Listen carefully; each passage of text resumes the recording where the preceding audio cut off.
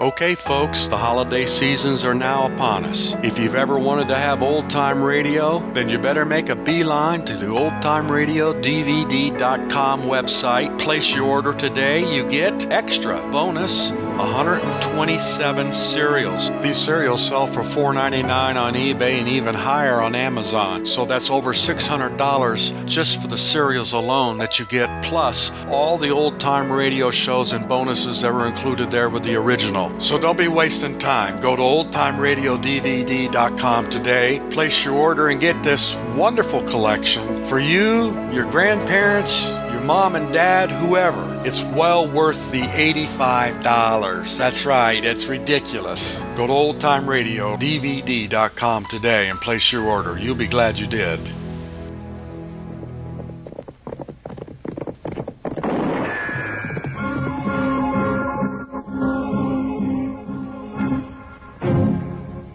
Dodge City and in the territory on West, there's just one way to handle the killers and the spoilers, and that's with a U.S. Marshal and the smell of Gunsmoke.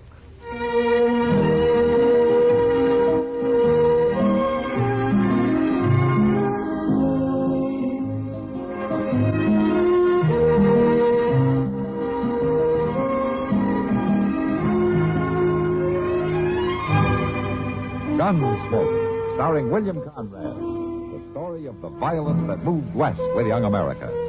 And the story of a man who moved with it. I'm that man. Matt Dillon, United States Marshal. The first man they look for and the last they want to meet.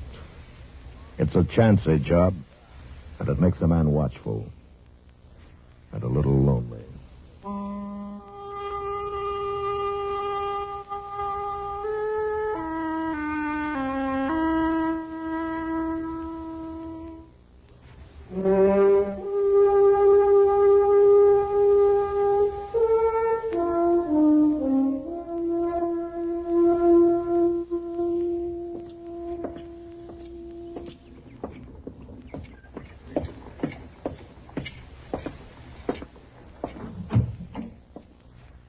Hey, Doc.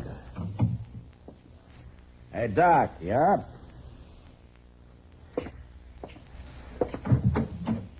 Hey, Doc.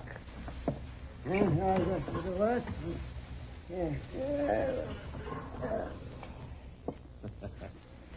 You gonna sleep your life away, Doc? Yeah, what's the matter? What's the matter, man? All right, what time is it? 7:30. Now put your pants on. Let's go up the street and get some breakfast. Now, come on. 7:30. Come on, roll out. It's daylight in the swamps. Come on. Oh, Jesus. Oh, I guess I might as well. Now that you got me wide awake. Wide awake. Yes, well, I'm getting there.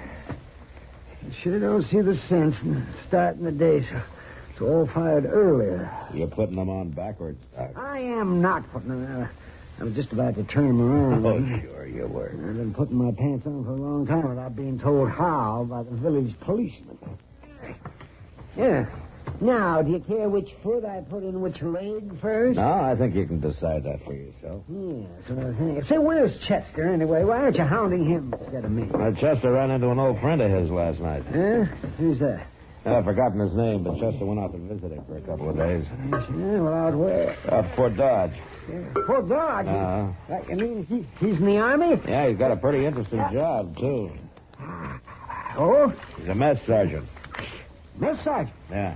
Oh, in a couple of days of that, you'll have to go after Chester with a wagon. Well, he seemed pretty excited about the whole thing. Yeah, I can imagine.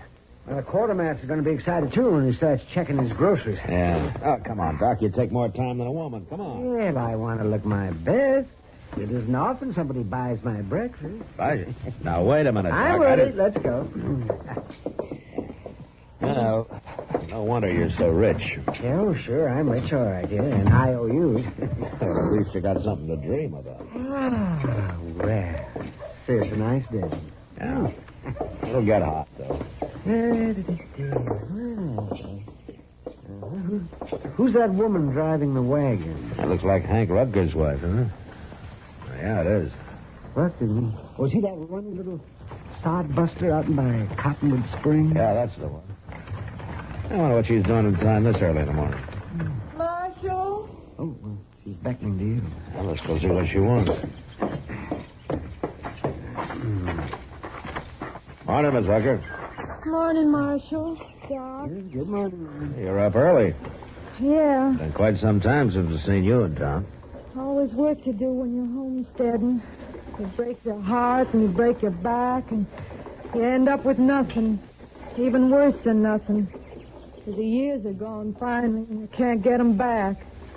How's Hank? Hank, Yes, ma'am. Your husband, Hank. 8 years slaving for him, working my fingers to the bone, and you end up with nothing. Miss Rucker, is there something wrong? Miss Rucker, I said, is there something wrong? I heard you. Hank's in the back of the wagon there, under that tarp. What? Here, Doc, we'll pull the canvas back. All right. Well, he's dead, Matt. Yeah.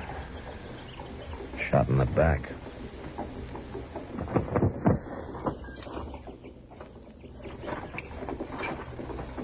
How'd it happen, Miss Rucker? I don't know about things like this. What you're supposed to do, I mean. So I loaded him into the wagon and come into town. I figured you'd be the one to see. You figured right, but what happened? It wasn't me, Marshal. I didn't shoot him. Who did? I don't know. You don't know? I mean, I don't know his name or nothing. He was a stranger. Stopped by the place yesterday evening just before sundown. Wanted to water his horse. Hank wasn't there. This fella kept looking at me, talking kind of funny. Then he saw Hank coming, and he rode on. Maybe that he's the one that... Late last night, Hank woke up, heard something outside. Thought it was an animal bothering the stock. Went out, and pretty soon there was a shot. How do you know it was the same man? Because they come by the house after. But I run him off. Ah. What does this fellow look like? I don't know. Like any other man, I reckon. Nothing special. Except for his shoulders. Oh, what do you mean? He has the biggest shoulders I ever seen on a man. Mighty powerful. Look, Miss Rucker, why don't you go across the street there to the Dodge house and take a room and get some rest, huh?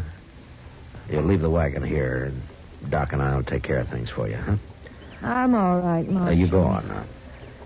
Feels strange being alone.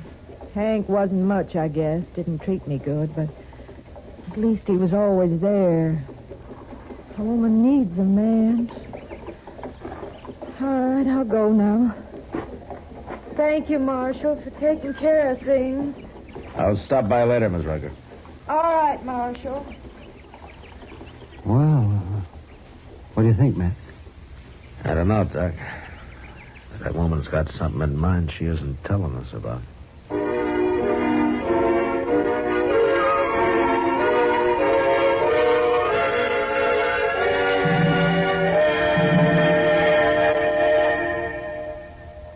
Well, here's our expectant father, the memory expert. And how do you feel, sir? Lousy. Oh? Why? You ever take care of 8 kids while your wife is in the hospital having number 9? No. Take my advice. Don't. I haven't had a good night's sleep in days. I think my kids are part sperm. Oh, really? Why? Well, they drink enough water to irrigate a desert, and mostly in the middle of the night. Well, at least you don't have to worry about your wife. She and the baby are getting good treatment at the hospital. And thanks to Medicare, there won't be any expensive bills for you to pay. That's what bugs me, man. Why? It's such a bargain. You know no woman can resist a bargain. If your wife is bargain-minded, better get the pamphlet on Dependents Medical Care Program fast.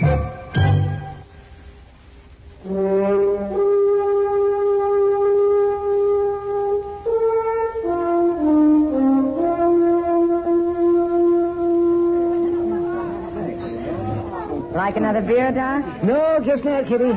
People criticize me enough as it is. Doc. Oh, there's Matt. Huh? Over here, Matt. Oh, well, maybe I will have a beer after all, Kitty. On him. Hello, Kitty. How are you? Sit down, Matt. You look tired. Yeah, I am tired. If it gets any hotter, they're going to have this country. Any luck, Matt?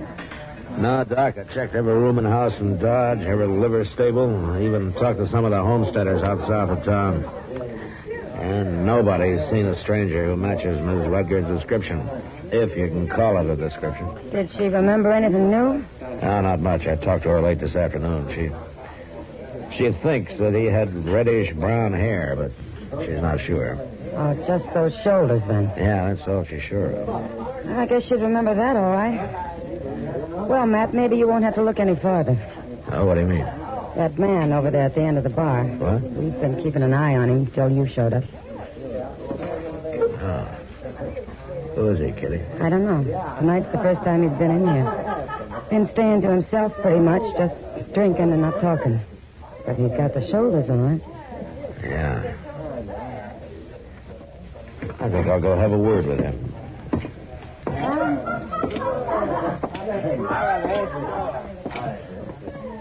Evening, stranger. Evening. You're new in town, aren't you? Out in the stock.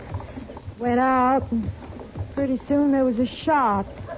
How do you know it was... I would if it was a matter of pleasure. My name's Dillon. I'm the U.S. Marshal here. That's supposed to bother me? It bothers some, others not. And I'm one of the others. What's your name? Logan? And is that all? Just Logan? Bull, they call me.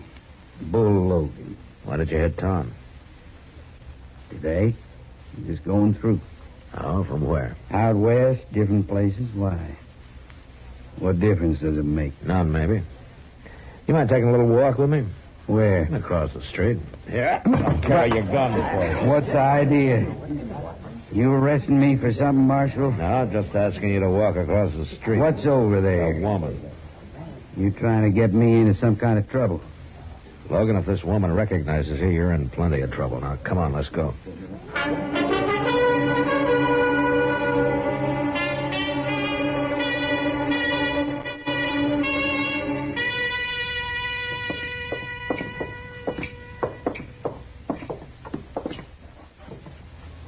All right, you stand right there, Logan. I don't know what you're trying to pull, Marshal.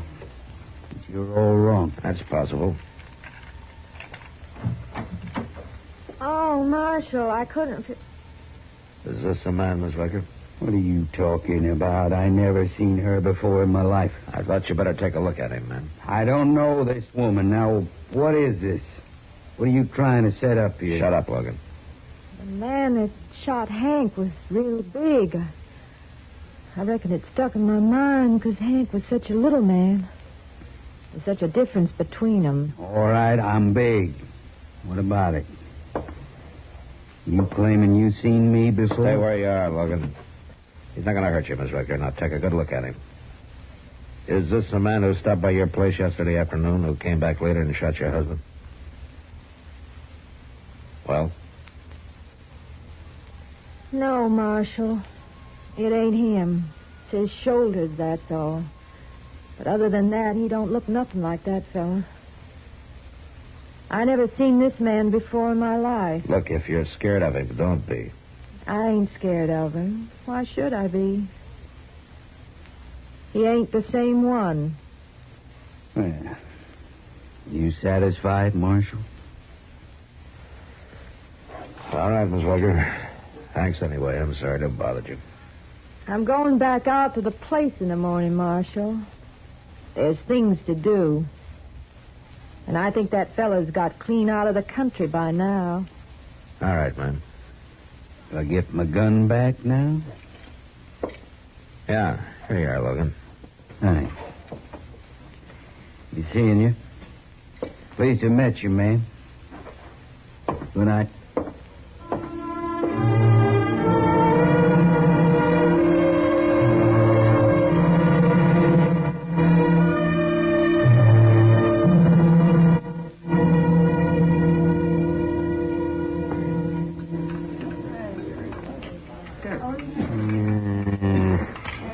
This food. I'll tell you something, Matt. The mark of any civilization is its food.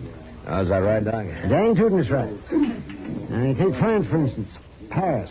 It's Paris French, you know. Their food is cooked just right. It's seasoned right and it's served right. And by golly, they're civilized.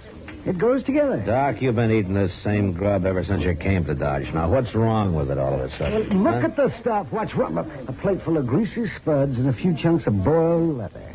I tell you, man, it's enough to turn a man's stomach. It's no worse than usual. Now, go on, finish your supper. I wouldn't touch another bite of that with a 10-foot pole. No, sir, I'm telling you that. This town will never be civilized until it starts eating decent food. Well, the way I heard it, the mark of a civilization is how it treats its women folk. Oh, Howard. You think Dodge City rates any higher on that score? No, I guess not. No, they're fancy women. They plague till they drink themselves to death. And their farm wives, they work to death.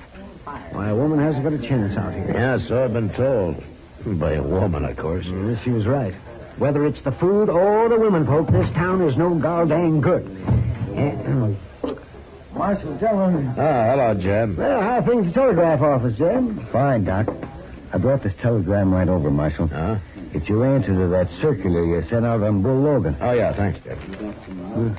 What about this Bull Logan, man? Well, I thought he might be mixed up in the Rutger killing, Doc. Well, I thought you'd given up on that. No, I sent out a bulletin just on a hunch. Yeah. What is it, man? Wow. Huh? Look, he's wanted in California. 2 counts of assault and suspicion of murder. The victim was shot in the back. I should never have let him leave town. Well, he didn't go far, Marshal. Now, what do you mean, Jeb? I ran into Ed Perkins on the way over here. He seen Logan just this afternoon. Where? Out by Cottonwood Crossing. He said Bill Logan's gone to work for Mrs. Rutger.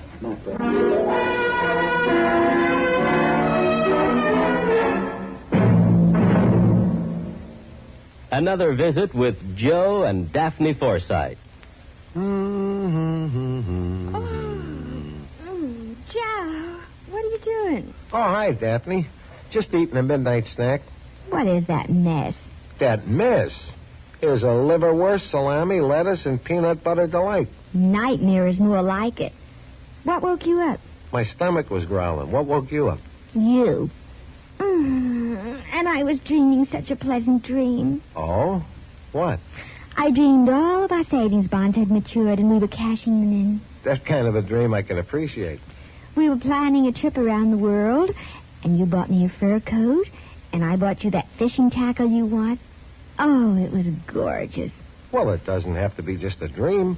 Some of our savings bonds are ready to mature now. Joe, maybe we shouldn't cash them in. They can go on earning interest, you know, and it adds up fast. I know. That's why we started buying savings bonds, remember? With a bond a month on the payroll savings plan, our money is saved automatically.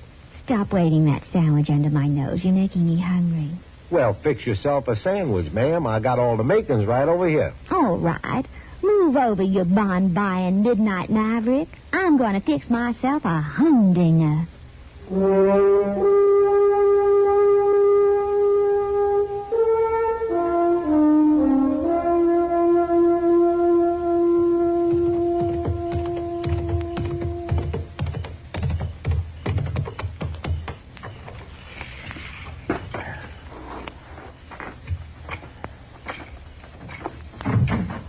Who is it? Who's there? It's Marshal Dillon, Miss Rutger. I'm sorry if I scared you. No, you didn't. I just couldn't figure who it was. Nobody comes here at night. It must be kind of lonesome since Hank was killed, huh? Well, yeah. Yeah, it is. You managing all right by yourself? Well, I've had some help this week. Oh, some of the neighbors, huh? No. I took on a hired hand to help out. Well, you're lucky to find one. The boys can usually make more work in cattle this time of year. Well, I offered shares on the crop. A woman can't run a place like this by herself. No, man, I guess not. A local man, is he? Somebody from town? No. Just a stranger riding through. That's kind of risky, isn't it? Taking on a stranger. Well... What's his name, Miss Rutger? reckon you already know, Marshal. Yes, ma'am, I already know. And did he tell you that he's wanted in California, maybe other places, too? No. 2 counts of assault, suspicion of murder. Your husband wasn't the first man he shot in the back. What do you mean? It is the same man, isn't it, Miss Rucker? No. When you said you'd never seen him before, you lied, didn't you? Didn't you, Miss Rucker? Yes, I lied. All right, now, where is he? He's out in the barn. You stay here, and don't you try to warn him.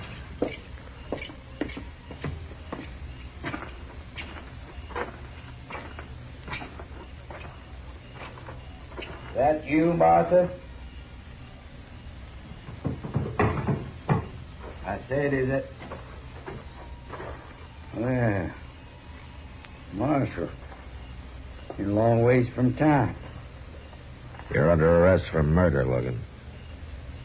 So she told you about me after all. Not yet, but she will. I just got word back from California. Seems you're wanted out there. Now, don't try it, Logan. You're not taking me now.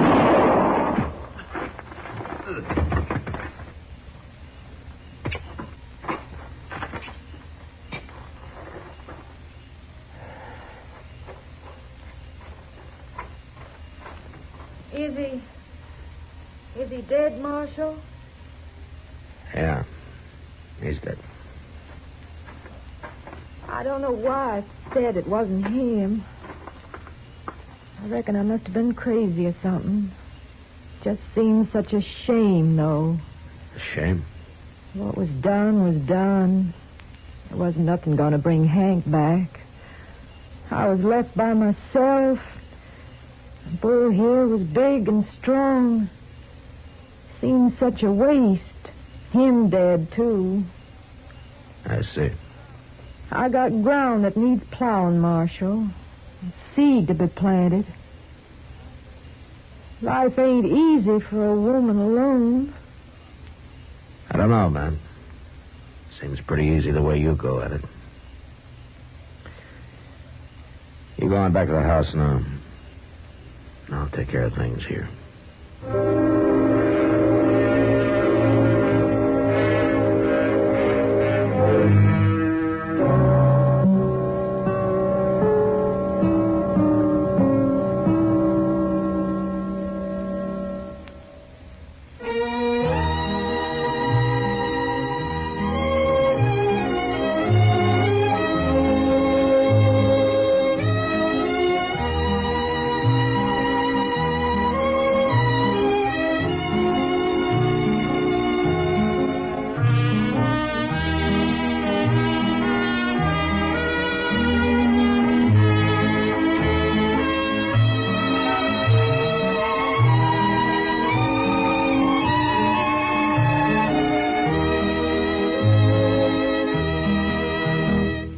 Gunsmoke, produced and directed by Norman McDonald, stars William Conrad as Matt Dillon, U.S. Marshal. Featured in the cast were Parley Bear as Chester, Howard McNear as Doc, and Georgia Ellis as Kitty. George Walsh speaking. Join us again next week for another specially transcribed story on Gunsmoke. This is the United States Armed Forces Radio and Television Service.